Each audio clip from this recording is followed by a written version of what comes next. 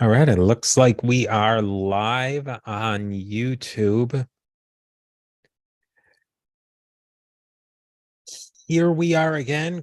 Chris and I are talking more Mafia, and we're diving into further into the Bad Blood series, which lays out the life and times of Vito Rizzuto. Chris and I talked about Bad Blood, the first two episodes in last episode, and we're going to dive into some of the more of the details of this really interesting show, a show that got so much right. And Chris and I we're always saying, oh, I wish there was a mini series made of a topic. And bingo, what do they do? Vito Rizzuto mini series. So for better or worse, we're going to talk about the better, we're going to talk about the worse. And I think the place we're going to start off with, at least for Chris, is some of the worst of this series. And one of the worst things that Chris mentioned to me, he sends me a furious text. I can't stand Vito's mistress. In the mob world, they would call that somebody's guma. Vito was married to a woman, a really prominent mafia woman from a prominent mafia family, but he had a mistress. That's what they did all the time. And the mistress, as she was portrayed in this CTV television series, Chris hated her. So maybe lay out your case. Why did you hate Vito's Guma in this movie, or I in just this felt series, rather? I just felt like she just adds absolutely nothing to this show at all. Like she's just always whining, like, "Oh, I need Vito's attention. I need this." And I'm like, do you not get it? Like you're the mistress, right? Like you're the. I just like every time she's on screen, all I'm doing is saying, I was like, please get her off. And they don't really do anything with the character.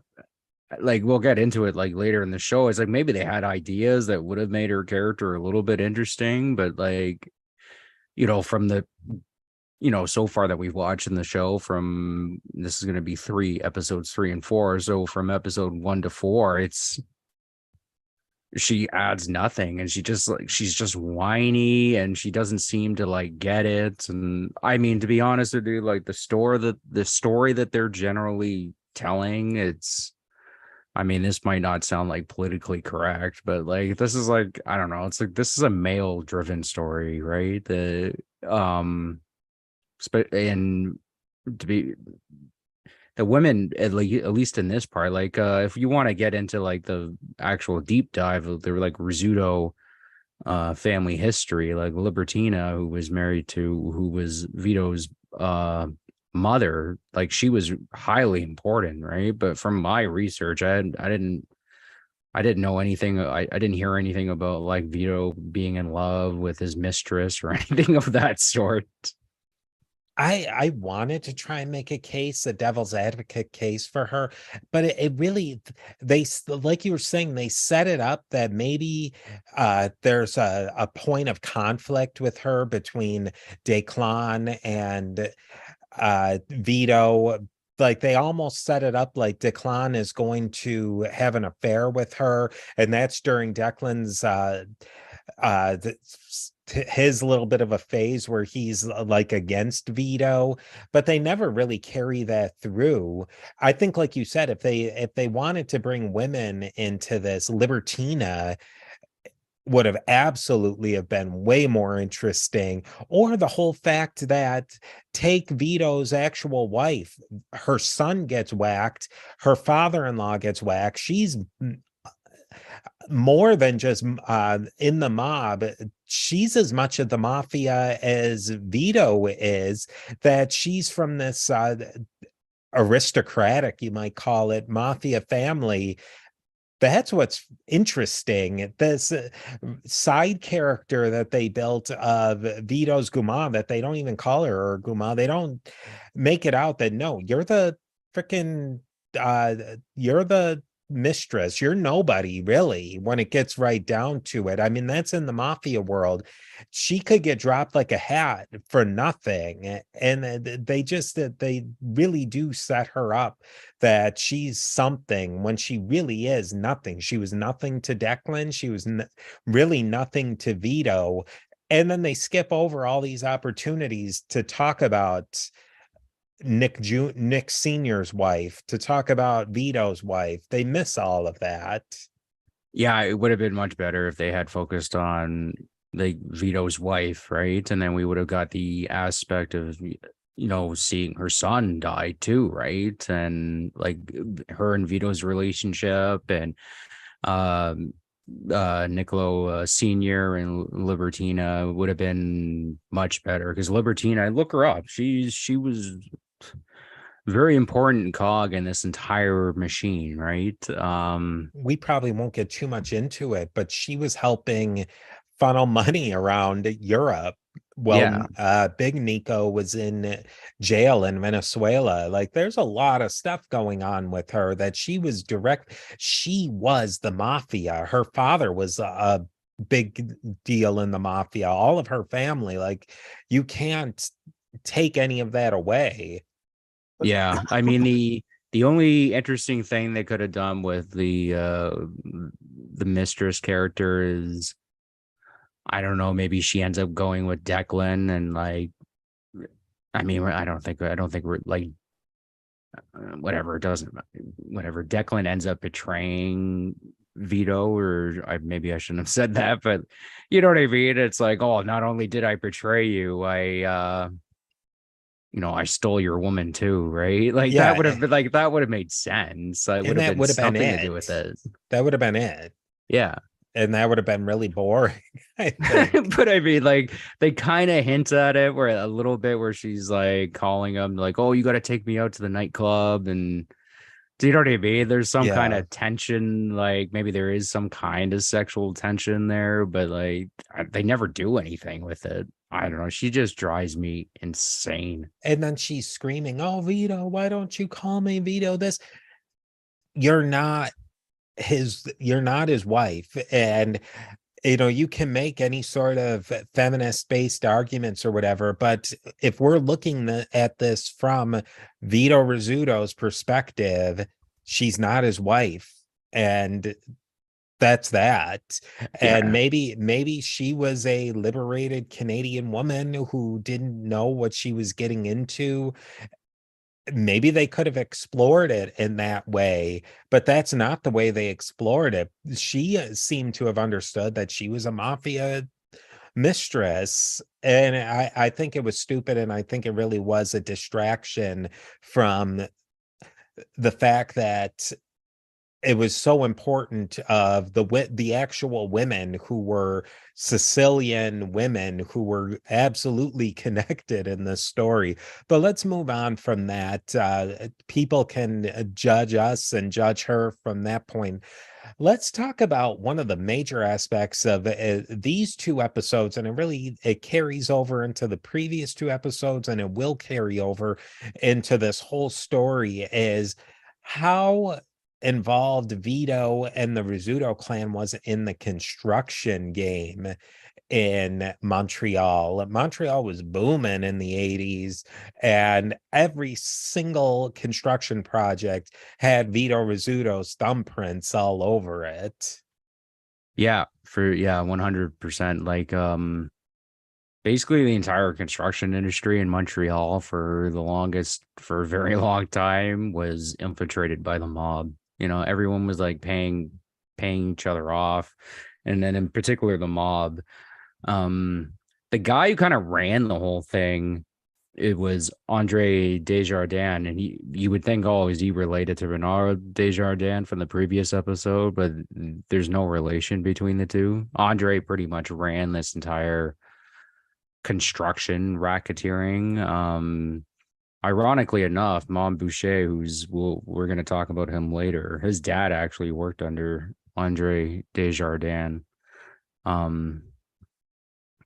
So like Renaud, he did get in construction later, like after he got out of jail. That's the slight, like the show, it's slightly different how they depict the direction he went into the show. It's not really that important, but he got involved in the construction too, right? But like Vito and the character Bruno, um, and I'm trying to remember Paul Giamatti's name, the character that he's playing. Um, the way they depict it in the show is kind of it's exactly how like construction racketeering goes on, and it's a really important part of the mob. Like people don't, it's one of these things that it doesn't jump out to you, like say prostitution, or that's not something the American mob was typically involved in, but like say drug trafficking or doing, you know, hits for hire. It's basically how like the mob like infiltrates like the construction industry, and then by in essence doing this, they start infiltrating like the political system. Is basically the mob gets into the unions, right? And to do any of these kind of big construction projects like building a bridge or building a house, and they do a good job of showing this on the show too, is there's only a couple construction companies, give or take, in an area that are actually capable of doing that job. Like there's lots of construction companies, there's just not lots of construction companies that can build condos, you know, like a massive multi-million dollar condo building, as an example that they use in the show. But that was also real life too. The condo building that's getting built there is something that Rizzuto was involved in, and his son. So they get in with the unions, and to be able to build these types of buildings, you need union labor, right? If you can't get the union labor, you're not going to get the contract, right? So you have to give a kickback to the union bosses, you have to give a kickback to the mafia, and all this does in the long run is that it exponentially raises the cost of any construction job, from even simple things like fixing the roads to like building construction buildings. And from paying all these kickbacks too, right? Construction companies will look for shortcuts to try to make up for some of the losses they're having to make for doing these kickbacks. But you know, you can take some, let's say we have like a project and it's estimated that it's going to be worth, I don't know, $250 million to build. By the time this entire construction racketeering process is done, you're looking at that building, maybe it's costing $500 million, $600 million, right? And that's taxpayers' dollars. That's why a lot of people, they look at the city construction and they go, oh my God, like how can it get so expensive? And well, I mean, this is one of the ways it happens. And it really is a story almost as old as time. I mean, you could go back to the Romans and kickbacks for land, kickbacks for construction. But even in we'll be talking about this plenty with the mafia in New York and the outfit in Chicago when they were building Las Vegas. It's anything that was touched in the building trades had to have the mafia's, they had to get their kickback on it, or else it just didn't happen. I mean, they talk about I think it was New York City City Hall, or maybe it was the New York City's Justice Building, and this is even before the mafia, but with Tammany Hall. $200 windows, when a window it should have cost about $10 in the 1800s. I mean, that's how bad it was. And you think about a place like Montreal or Toronto, even to this day, where they're, you know, it's a city of cranes, just cranes bringing in stuff left or right for all these high rises, and union and mafia money are all over it. Yeah, I mean, probably one of the most stark examples. This isn't in North America, but this is actually in like Sicily. Is the sack of Palermo, Palermo, where basically like this type of racketeering like was just taken to the absolutely extreme. Where I mean, if you can see it in southern Italy now, it's just like thousands and thousands of shady constructed concrete cinder blocks, basically, like surrounded by beautiful landscape. But that's all the mafia, right? And they all got kickbacks from doing this stuff. And it's one of those things that people don't realize just how insidious it is. It really is. one of the worst things that the mob does. Let's shift focus to the biker gangs. I think the biker gangs is something that maybe for the US audience, the bikers always seem to be a little bit of periphery to the actual mafia and to organized crime. That maybe they have their own rackets, but it's not something that you're not going to see biker gang activity normally in your neighborhood. But holy smokes, this was a major thing up in Canada. Talk about how the bikers were portrayed in the show and what their real connection were to Vito Rizzuto. Yeah, I don't know if people are aware, but up here in Canada, the Hells Angels are massive in Quebec. I mean, to this day, right? By like right now, as of right now, the Italian mafia is having to pay tribute to the Hells Angels, which is, a complete 180 from what it was before, where the Hells Angels would have to pay tribute to, the Rizzutos and the Italian mafia. It's absolutely massive up here. And the guy that really made it this way was Maurice Mom Boucher. Mom was his nickname that the other bikers gave him because he acted motherly around the other. It's a weird nickname for a Hell's Angels Yeah, member. And if you see, a take a look at degenerate this guy. biker, Well, criminal if you biker. take a look at this guy too, like when he in his, when he was at his heyday, the dude looks like a math teacher or something, like a grade 8 math teacher or what have you. You wouldn't think he was a Hell's Angels member. And what was his responsibility? Was he portrayed exactly in the show? He's the um He's basically like I'm trying to remember the biker's name, but he's the biker with the long hair who's kind of Yeah, like the leader. That's who Maurice Montboucher is.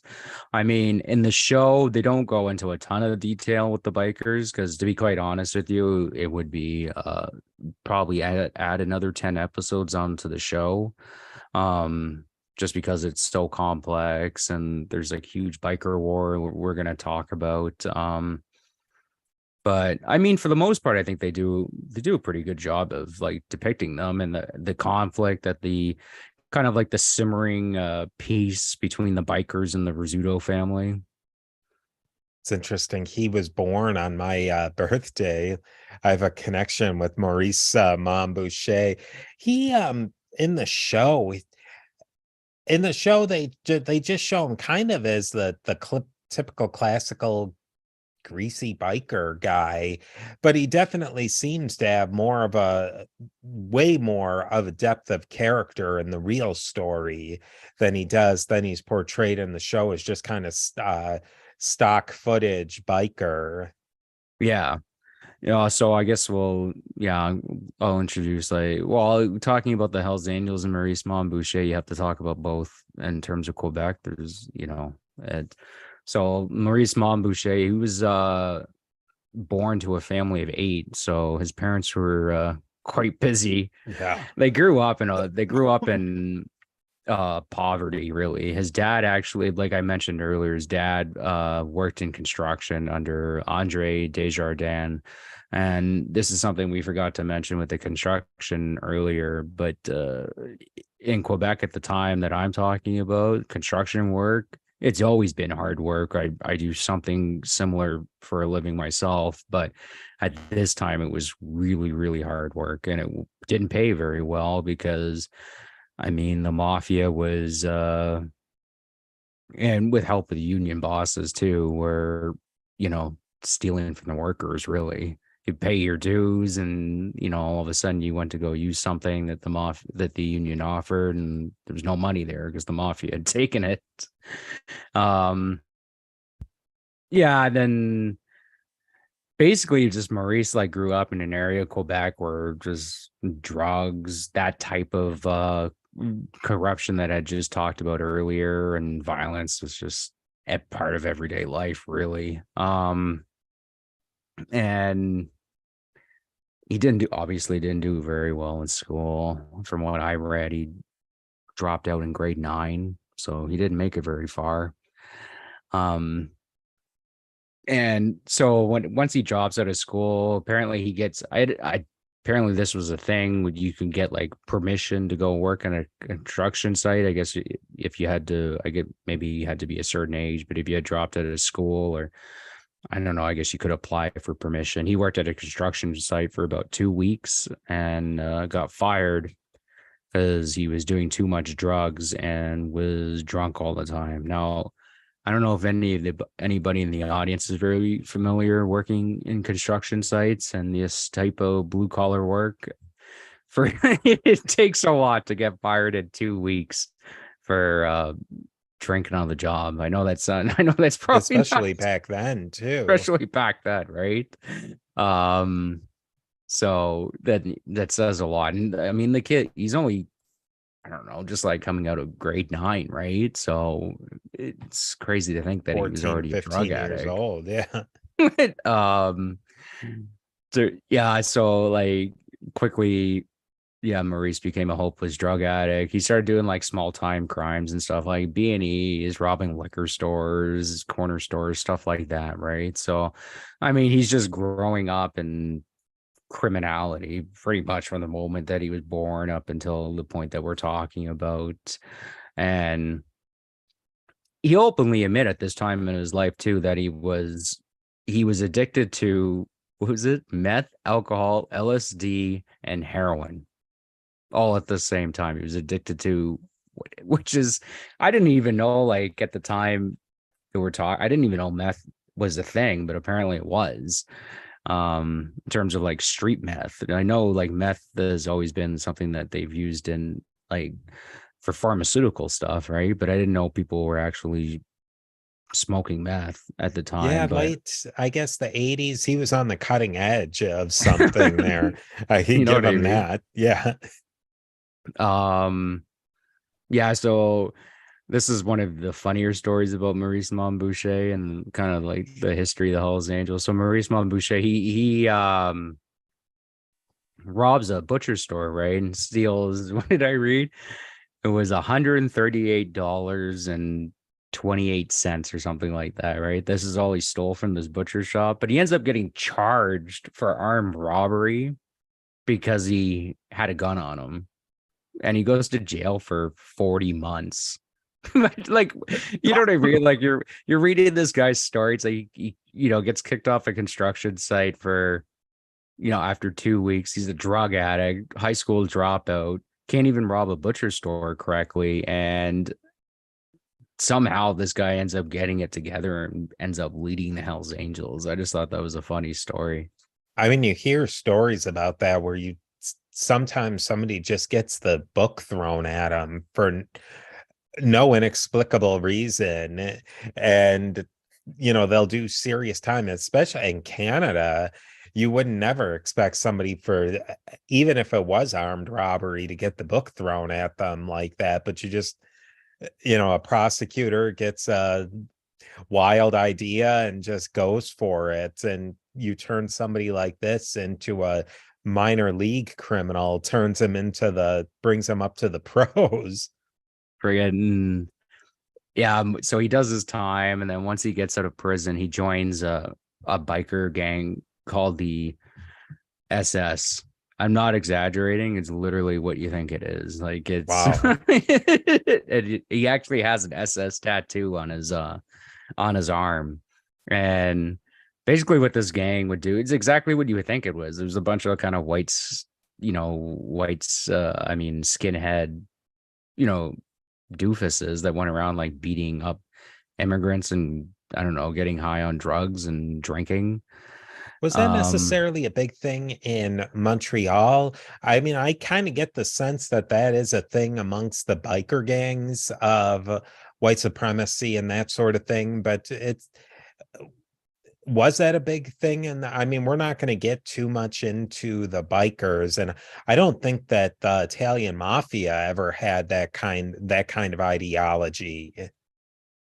No, nothing that I've read from. I mean, like, I don't know, it was Italians first, right? Or Yeah, and Sicilians first type yeah, thing, right? But I mean, the bikers, it's always been, I've just been recently been reading Hunter S. Thompson's book on the Hells Angels. And I mean, it's the Nazi iconography is always kind of, I don't know, it's always kind of been there, right? And maybe some of them take it more serious in terms of like, oh, they actually believe some of this stuff, or some of them just kind of use it because it's, I mean, it really is kind of like the ultimate sign of rebellion in a sense, right? Like, who's like America's greatest enemy? Oh, it was Hitler. You know what I mean, right? And a weird, from what I've read, in a weird kind of twisted logic, I kind of get it. You know, like it's what would be like the biggest, middle finger to the society right now,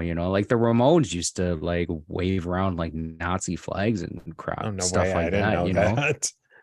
like back That's in the crazy. 70s, right? Like um it was a thing at the time. Kind of Yeah, I like think also with the bikers, th- I mean, they definitely tapped into that. Some of them did tap into that whole idea of white supremacy and everything. But like you're saying, a lot of them were straight up, they were former military guys, even in World War II. I think that's where the Hells Angels came from. It's a whole strange scene with the Hells Angels. I think we'll have to get into bikers. I don't know if we'll get into them in this current series or not, but the whole thing with the outlaw motorcycle gangs, we're going to have to address at some point. Yeah, for sure, because it is really a fascinating subject. I'll say though, like I don't know if the rules have changed now, but at the time that we're talking about, the Hells Angels did have a rule that there was no um you had to be white to be able to become a full patch member. You couldn't be black. So I don't know if that's the rule that was going on in Quebec. I don't know if that's an overarching rule in all the Hells Angels chapters, because the Hells Angels, it's it's a, I don't know, from my reading, it's a lot more kind of loose than say how the Five Families ran in New York. Yeah, and the Hells Angels really worked hard to, at least on the surface level, change their how people viewed them, that they were a philanthropic organization and everything. And the mafia, it's certainly never, if they ever tried, well, they did try that in a certain way. If you go back to Crazy Joe and the Italo-American Civil Defense League and all that, they tried to make it out like they were some sort of philanthropic organization, but the Hells Angels kind of got away with that, that they, rode their bikes and collected gifts and stuff like that for kids, and kids with cancer and that sort of thing. Yeah, well, it's something that drives me nuts up here. I think it's almost like once, I mean, every 2 times a year or something, I'll have a freak out about the Hells Angels, or people are telling me one thing, and I'm just like, I don't know what you guys are out of your minds. Like, I don't understand. Like the Hells Angels up here in Quebec exist for one reason and one reason only. That's to traffic drugs. Like and commit crimes. Like that's pretty much. They'll be like, oh, they open a store, and it's just like, oh yeah, okay, just wait a couple of years at most, and then you'll be like, oh wait, yeah, that t-shirt shop was selling cocaine and heroin to teenagers out of the back. Like, I don't, do you know what I mean? Like, it drives me absolutely bonkers that their PR campaign has worked so well. What was their relationship, the Hells Angels, with Vito? How did this fit into Vito's entire ideation or idea of creating this gigantic sixth family, and pushing drugs in Canada? Well, it became like something that the Vito wasn't powerful enough to actually be able to take on the Hells Angels himself, right? The Italian mafia just wasn't the case, right? And so, to kind of fast forward quickly, Maurice Montboucher becomes the leader of the Hells Angels to a degree. And well, actually, let's just backtrack for a little bit. There was an event called the Lennoxville Massacre, right? And there was two different chapters in the Hells Angels. There was the northern chapter and the southern chapter. And the northern chapter, if I'm remembering this correctly, had a huge problem with drugs, right? So they bring the drugs in, but they end up using a lot more that they were selling, right? And this caused a huge problem with the rest of the Hells Angels because it made them look bad and they were stealing off other bikers, and it was just unprofessional, right? I honestly will argue that probably this northern chapter is probably much closer to the truer original version of what the Hells Angels was supposed to be. But that's a little bit of a tangent. So the southern chapter arranges this massacre where they pretty much wipe out this entire northern chapter of the Hells Angels, right? And Maurice Montboucher, who was still in the SS at the time, he saw this and he was like super impressed. He's like, "Oh my god, like you guys wiped them all out." But he also had like two comments. He's like, "Well, you left two of them alive," right? So this is the type of individual that we're dealing with. He's psychotic, right? This was a big deal not just in Quebec. This was a big deal in all of the entire biker world, right? This like the Hells Angels killing other Hells Angels members is just something that didn't really happen. But this ended up leading to like a series where a bunch of mass arrests happened, and Maurice Montboucher he found himself in a situation where he could rise up relatively quickly in the Hells Angels. So that's how he ends up becoming kind of like the leader, right? It was also at this massacre that happened. This is something they don't really get into on the TV show, that Salvatore Cazzetta, who was in the SS biker group with Maurice Montboucher, he saw this and he's like, "I don't want anything to do with the Hells Angels. Bikers don't kill biker brothers, especially not like this." And he sets up his own biker gang called the Rock Machine. And these are the two biker gangs that end up going to war with one another in the big biker war in Quebec, which is kind of what's going on. And during the entire time that the Bad Blood TV show is going on, this and biker war is going on at the exact same time. Yeah, so right, give me 2 seconds here. Yeah, and basically Maurice Montboucher, he leads the eternal enemy of the Hells Angels are the Outlaws, which is another biker gang, and they were in Quebec, and Maurice Montboucher was probably one of the better soldiers in terms of slowly getting rid of the Outlaws in Quebec.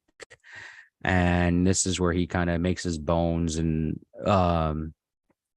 all the other Hells Angels, around the rest of the world take notice of him, and they're successful. They get rid of the outlaw biker gang, and basically that's at this point the only two biker gangs left are the Rock Machine and the Hells Angels, and the Rock Machine are significantly smaller. So Vito kind of has no choice he's kind of has to work with them to a degree, right? Because he's not powerful enough to go to war against them. And even if all the combined energies of, say, like the Rizzuto family and all the other different organized crime elements in Quebec decided that they were just going to take on the Hells Angels, I don't know. I don't even know if they could win or not. So in a lot of ways, they're basically equals. That was one of the things that was really surprising to me, is that Vito's crew was never that large. I think he had maybe 60 made men at his absolute peak. I mean, that's nothing compared to a family in New York or Chicago, one of the big five families.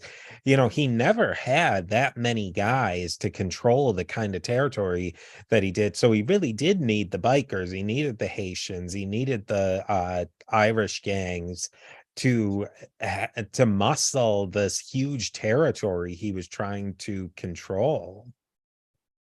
Yeah, and like you pointed out, it was never a really big crew, right? But Vito also tried to keep things really close knit.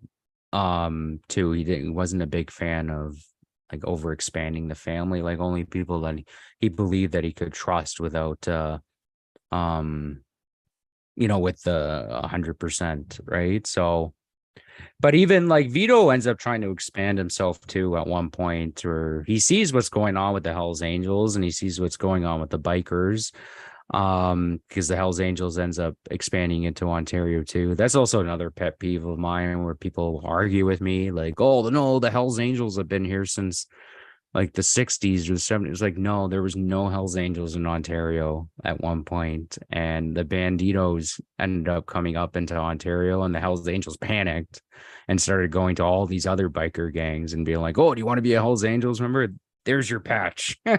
And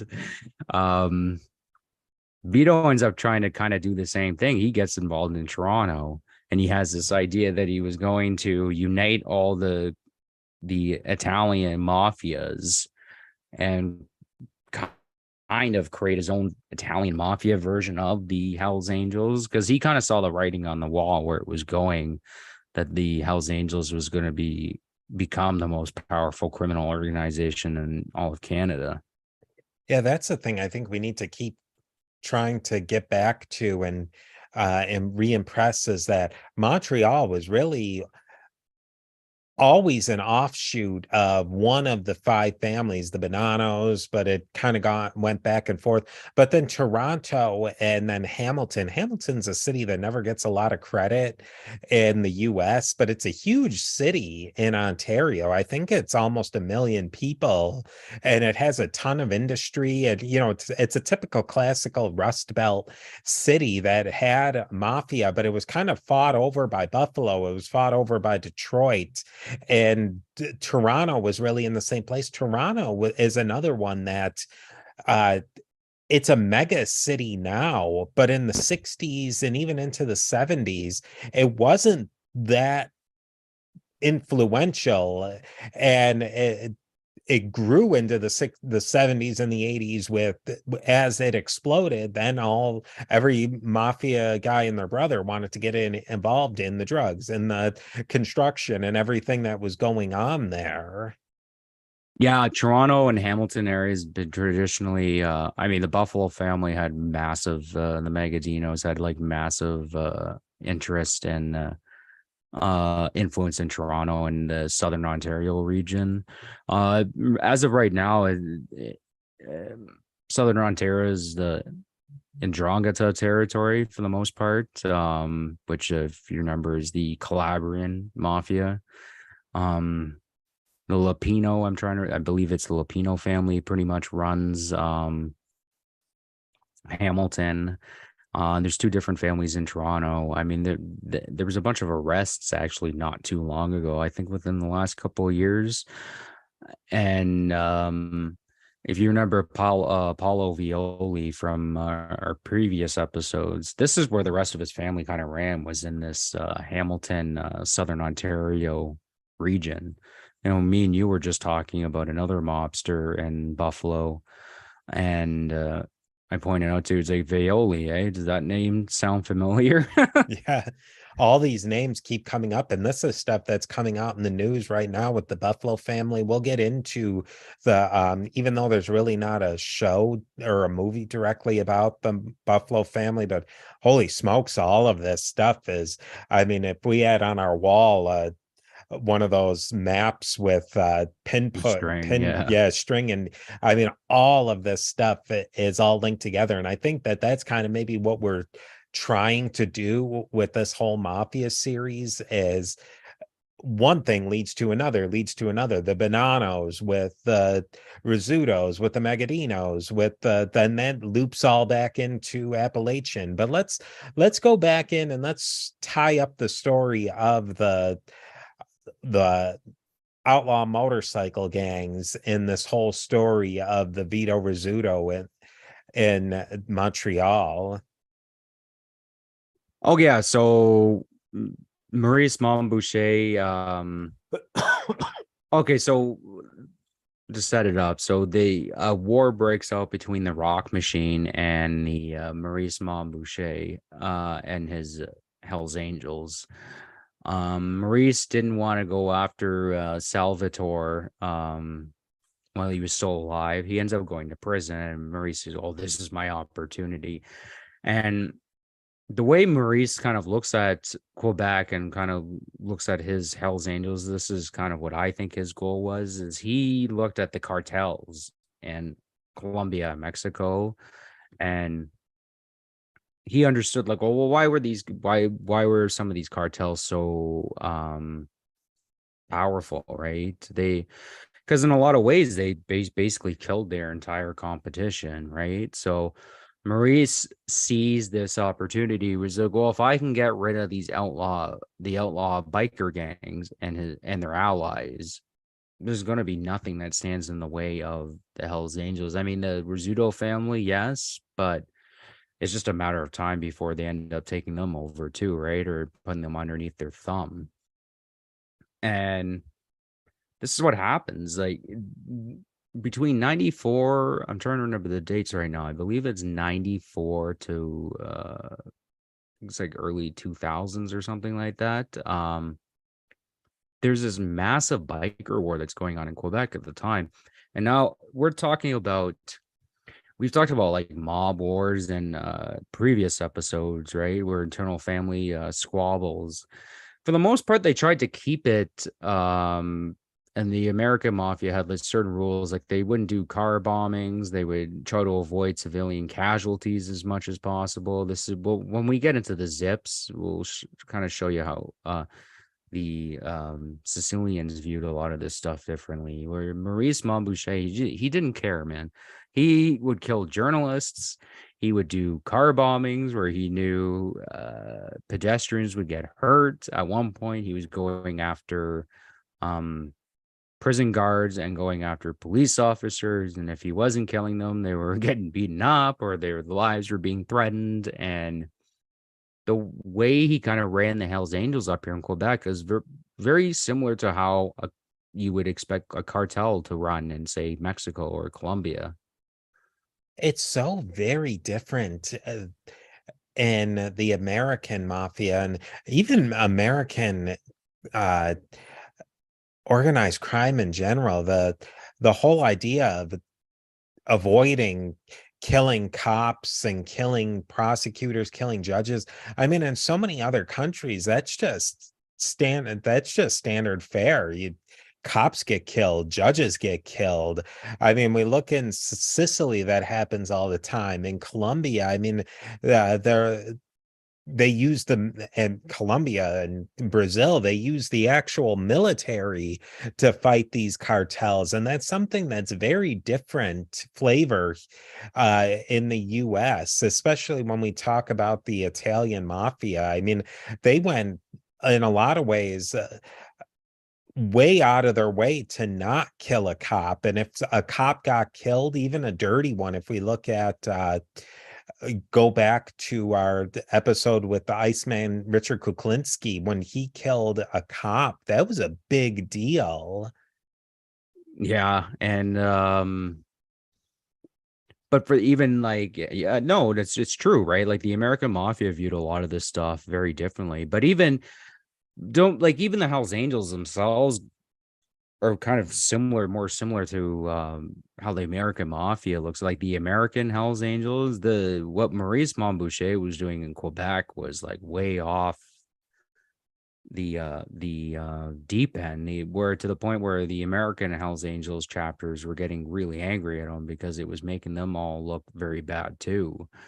And even like Rizzuto did a couple things that were kind of a little bit different than the American mafia in terms of like just, the massive amounts of drug trafficking and what have you. But for the most part, he kind of held the American mafia in line as he tried to limit as many outside casualties as possible and try to keep it within house.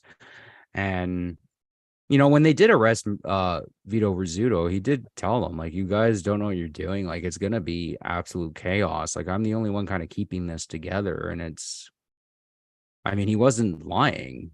And if you look up Maurice Montboucher and his history, he's um yeah, he's totally out left field. This might be a good time to talk about this aspect, and I think it's a conversation we've certainly had a lot of times. Is somebody like Vito, because we have to kind of look at it that what's law enforcement trying to do? They're trying to make society safe and cut out the drugs. Is it better to have somebody like Vito Rizzuto running this operation where he's running it somewhat clean, that there's not a lot of uh outside killing, any violence is inside of the families? Or is it better that law enforcement bust up Vito Rizzuto and then everything falls apart and there's total chaos and there's all sorts of violence everywhere on the streets? You have to ask your question, is it better to have controlled chaos or just absolute chaos? From going through the history of the Rizzuto family and reading about the biker wars, I would believe, it's preferable to have somebody like Rizzuto running the whole thing, really, as opposed to the Hells Angels. Or, I mean, the Hells Angels have cleaned up their act a fair amount because, I mean, I believe they've learned from their they've learned from their mistakes of what Maurice Montboucher did. But yeah, but I mean, in terms of like criminality, I would think it's preferable to have, like, say, the five families running it, or somebody like Vito Rizzuto, who are actively trying to like not who are actively trying to not involve the general public in their criminality. Do you think that this is a tough question? Do you think that the Vito Rizzuto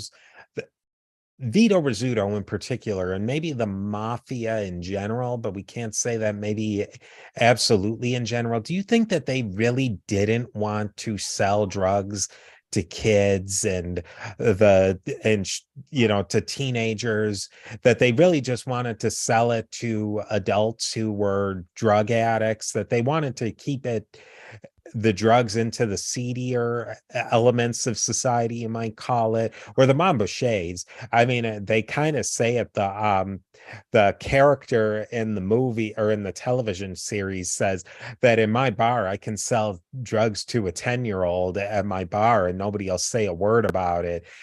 And he seemed like he was totally cool with that. Do you think that Vito really didn't want drugs sold to children and to teenagers and out front of schools and that sort of thing? Or he just didn't care? I think Vito. I think Vito. Sorry, there's a little crisis going on at my house. I think Vito is. I honestly do think, like, the American mafia, for the most part, tried to keep a clamp down, and I think Vito too did agree that, like, if you're gonna sell, you're just selling junk. They're selling it in like certain neighborhoods, right? They didn't want to have it get involved in the general public. I mean, if you want to go use it, go ahead, right? Like, I mean, you can use heroin is a slightly different story, but like you can use coke recreationally, I guess, right? Like, oh, it's a New Year's Eve party or something, and you're not gonna you're not going to become like addicted or anything to it. Where heroin's a different story, where there are stories of people like they do one hit and that's it. I mean, I think that one reason there was more money in coke, but I think that was one thing that I think the American mafia kind of liked about coke, as opposed to heroin is it's a really dirty drug, and like the images of like the heroin junkies and stuff like that is it's it's not nice, right? And it also grabs like people's attention. It's because it's very stark too. But I do think for the most part they tried to keep it out of. I don't think like a lot like I don't think these guys were like selling to like teenagers. You know what I mean? Like 13-year-olds and 14-year-olds. I really don't think they were doing that. I think they were selling to adults or maybe 18-year-olds, 19-year-olds, like kids that are like older. Whereas the like you pointed out, the Maurice Monbouchers, they didn't give a damn. They didn't care. We're talking about the same guys that would like they would set off a bomb, a car bomb, knowing that kids are going to be around, knowing that there's going to be collateral damage. They didn't care. The American mafia for the most part, didn't do stuff like that. Not really until the Zips got involved, and then and then it all changed. Let's talk about when Vito gets out of jail. What happened? Vito is put into jail, just to recap a little bit, on a charge in the US, and he's sent to the Supermax in Florence, Colorado, where you're buried. And that's something that I quibbled with, that they don't really portray that in the movie, where Vito's making deals with Declan, and Vito has guards inside of the prison of other prisoners who are looking out for him, and they're sharing each other's life stories. Like, that would not be happening in a Supermax, and that's the reason why they put Vito in a Supermax, is to bury him in a hole so that he couldn't be running his criminal organization. But eventually Vito did get out of jail, and what did that look like? Did he just roll back into being a boss of Montreal? Well, so okay, so he gets out of jail and he lays low, and the TV show it depicts him like going right back to Montreal, but that's not entirely how it happened. Like, he got out of jail, and from what I've read, he spent a little bit of time in New York, I guess, talking to other family members, and like mafia members from the different families. And he stayed in Toronto for a bit. He actually had a specialty type of car made, so it was like a bomb proof and bulletproof and the whole 9 yards. And Wow. he's like, in the TV show, it shows that he gets to Montreal and he lays low for a couple of months. So that actually did happen, just didn't happen in Montreal, and he was laying low in Quebec. I mean, sorry, in Toronto. How does he eventually get back into the Montreal scene, and how does he reintegrate himself? Are people, I mean, you have people who have taken over in the show. It's Declan, but in you have Reynald Desjardins, you have the bikers, you have all these other groups who are vying for his power. Do they accept him as putting the crown back on his head? Well, he shows back up, and I mean, in the Rizzuto organization, though, had been heavily damaged. It was still around, right? And Vito had obviously a lot of power still, and had a massive presence and wealth. Um, and he steps back in, and uh, we talked about this on the previous episode, right? Where like Vito just comes to the conclusion is he doesn't even really care about the money per se. Is he wants revenge for what happened while he was in prison, which is the death. His son was killed, and then so was his 89-year-old father was shot with sniper, like with a rifle, like sniper rifle style. Before we get into the how Nico Senior and Nico Junior are whacked. Let's talk. You brought up the character of Bruno Bonsignori. What was his story? Oh yeah, so yeah, on the show he's kind of like depicted in the show. These are the type of guys. He's like the white collar criminal in the Rizzuto organization. And the mafia always has these like types of guys around that are they're really good earners, but like you scratch a little bit below the surface, and like these guys aren't mafioso, right? Like they're not gonna, they get scared when guns go off. Like they're not gonna kill anybody or anything like that. It's almost I don't know, it's almost like these I'm trying to think of the word. I'm trying to think of the word right now. I don't know. It's almost like these guys. I don't know. They're not really mafia, but they're useful, right? Because they can. I don't know. They have certain ends with politicians. They have certain ends in the construction industry. They're good with business, but when it comes to brass tacks, they're. I mean, they really shouldn't be involved in any of this because they're just not cut out for it.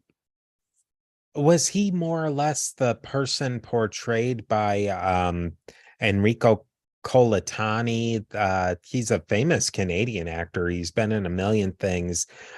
He was the consigliere who kind of played off of Declan. Yeah. Or yeah, I would say so. Yeah, for the most part, I think they did a pretty good job. Was he eventually whacked like in the show? No, it's slightly different. Like Vito doesn't kill him. Yeah, right there in the middle of his birthday party. No, there was a couple, if I'm remembering correctly, there was a couple of attempts on his life, and I think it was not that long ago eventually. I mean, in terms of like not super long ago, but eventually they ended up people ended up getting him. Now, this is probably the good time. We'll wrap up for today and we'll talk about the death of Vito's father and his son, both named Nico Sr., Nico Jr. Nico Jr. gets it first. Set up his ultimate demise. Yeah, in the TV show, he's was basically forced to stop trying to run the organization because he was doing such a bad job at it and was pissing everybody off. And they set up in the show that he's always kind of been wanting to be his dad. He wants to kind of take over the family, but he's not cut out for the type of life. He's not mafia. He's not mafio. So he wasn't really raised around it because Vito didn't really want him to be part of that life. In the TV show, it's depicted that he's walking his dog and people drive up and, you know, drop a couple clips into him. And yeah, that's it. And what happens in real life? Is that fairly accurate that he just got drove by and popped and that was that? Yeah, it's just it's slightly different. I believe he was coming out of here, give me 2 seconds. I believe he was just coming because I was looking up articles at the time that it was actually happened. Um and you should get it's interesting to read because these articles are not that long ago, right? A lot of the stuff is pretty recent history. Um yeah, he was walking out of like a basically like a business building, and people just came up in a car and shot him. That was it. And then Nick Sr., who had a crazy life himself, and we've touched upon this. He spent time in Venezuela, time in jail in Venezuela, and he's really the one who set up all of this. He winds up getting whacked in a really unusual circumstance. How was Nick Sr. killed? Yes, yeah. So Nick Jr. and then a couple of months. It seems like in the TV show it happens like one right after the other, but Yeah. there's a couple of months gap in actuality, like how it actually happened. And yeah, he was having in the show it shows that he was like picking tomatoes for dinner because he has like tomato plants in the house, but he was actually just sitting having dinner with his family, and there was a rifle shot that went through the window like it shows in the show, and he was killed. That's a bold way to kill someone. It's not an easy shot. Through a suburban neighborhood, finding a place to get a good shot and then to shoot through a window to make sure you hit somebody. I mean, you're taking a lot of chances that you could hit an innocent bystander. Was that usual? Was that a normal way that the mafia was killing people then? No, none of this is normal, really. Like, especially like around his family. That, for the most part, most mafia history, that's just no, you just didn't do that. Even killing other family members. I know it might sound a little weird, but for the most part, the American mafia didn't go after like like sons. And Nick Senior is a little bit different because I guess technically he would have been the head of the Rizzuto family at the time, um, with Vito being in jail. So I mean, and he had been mafia his entire time. But I mean, the dude was 89 years old. Like that's, you know what I mean? Like the mafia usually didn't do stuff like that, and it shows I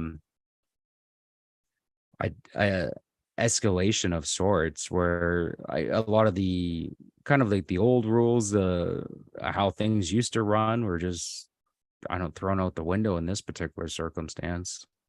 That seemed like a real Zip thing to do too, where they would shotgun somebody right in front of their wife. If that was a good place to go and get them, then they would, blast the person right in front of their wife or in front of their kids, or old school stuff, and not something that was necessarily in the DNA of the American mafia. Yeah, and in some way, I mean, there's different theories about who killed Nick Jr. and Nick Sr. I personally think the Andromeda in Southern Ontario had something to do with it. That's my personal opinion. And a lot of those guys, those organizations in Southern Ontario, they have guys coming, straight from Calabria, and it's a totally different world over there in terms of how they do things, than what the American mafia would typically do. Yeah, they really were. They were a parallel mafia. They were really, it's the old school. I think when you think of it, it's the old school. It's the way these clan-based societies work, where it's a family and they really will kill women and children and family members, and they have no compunction over doing that. And that was something that kind of got Americanized out of the American mafia.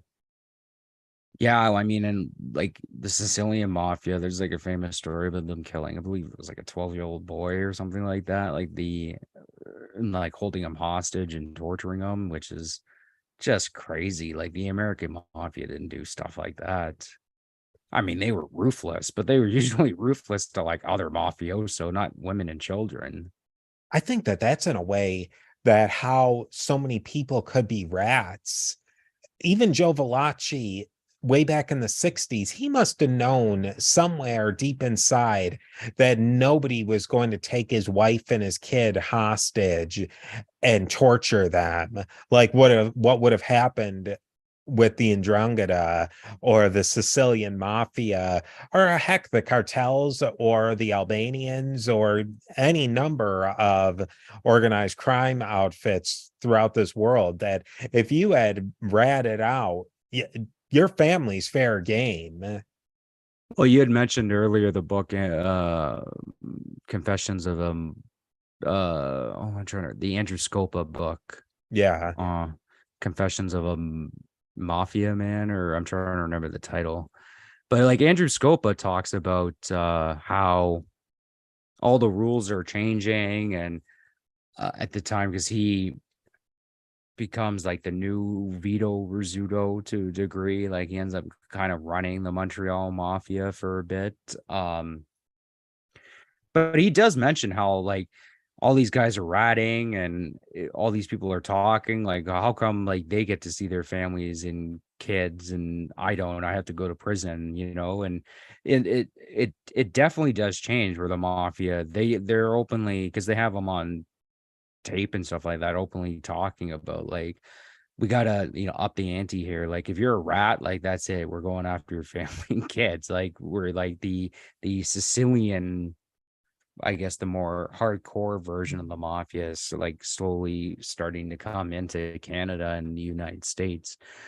I mean, because I get it to a degree, right? Like, I mean, they somewhat have a point. Like, I mean, why does the rat get to, live his life and with his wife and kids and be free? And then after enjoying all the profits of living this type of lifestyle, and then you're the one that has to go to jail for the next 40 plus years or It, potentially get the death penalty. I mean, it's only happened one time where a mafia guy got the death penalty, but I mean, it's still on the table. yeah, for absolutely. To wrap up today, let's talk about I think maybe try and humanize this a little bit.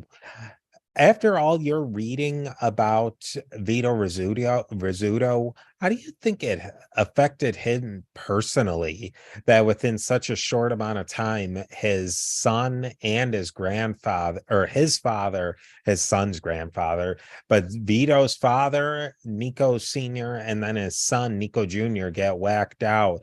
How do you think that affected him personally? In the show, he almost seems like a defeated man, like he's physically deflated. How do you think that that impacted him personally in real life? Well, and on top of it, like in real life, like his brother-in-law was like kidnapped, and then like, they never found him. They still haven't found him. Um, I mean, you could like I can only imagine like you put in all this work your entire life to set up this system that's running smoothly. Everyone's making money. You've helped out all these you've helped out the Hells Angels, you've helped out the street gangs. It's all running perfectly, and the second that you go to jail, it all completely falls apart. Everyone's turning on you the second that it happens, and then they kill your family. I can only like you would feel despair and be like, what's the point of all of this? I personally, but I also think he was enraged. He was pissed off. Like he was only gone for a couple of years, really, and it just all went to complete garbage. And it's almost like when you show up to work after like going on vacation. I know like this example might not fit it perfectly, but like you go on vacation, then you come back to work, and it's just like, what did you guys do for the last 2 weeks? You come back and it's a mess, right? Like there must have been that sense of that kind of feeling, but like, multiplied by a million. Yeah, I really that's a great analogy is that when you show up and it's everything is a nightmare and it really should have never been. You busted your hump for the week before you went on vacation to make sure everything was going to go smoothly, and then you just come back and it's like the floor's falling out, and that must have been what it was like for Vito is where do I start to pick up all this mess that's been created. Yeah, and it's like you come back and I mean, in Vito, he's like, I don't even think he was really interested in fixing the mess because, as I pointed out earlier, like he could have fixed the mess, I guess, right? But why? All these people that said they were loyal to you and all these people that you made money for and treated well in terms of, the criminal underworld, they all turned on you the second that they could. The second that things got rough for you, they all, you know, betrayed you. Why would you even there's a part of me I wouldn't even want to fix it. I would just want revenge. Like you killed my son and my 89-year-old dad. 89. He was going to die any minute. All right, well, that's where we're going to leave it today. We still have two more episodes of the Bad Blood series to talk about. If there's other movies you'd like for us to talk about, other aspects of the mafia, we're not even close to done with this series because, like I said, once you start pulling on a thread of this sweater, it just keeps unraveling. And I think we're going to keep following up as long as we're interested in it and as long as you're interested in it. But if there's something specifically with the mafia or anything else that you would like us to talk about, definitely send in your emails and we will talk to you next time. Yeah, we're doing the last two episodes and the show coming up, and then there could be I don't know. Let us know. Like, could be like different directions that we could go. Like, there's a French Canadian movie called Mafia Inc., which is all about this too, and then there's a new movie that came out actually recently, Confessions of a Hitman, which is also about this time period too. And let us know. I mean, do you guys want to know more about the uh Quebec biker war? And just let us know and have a good night.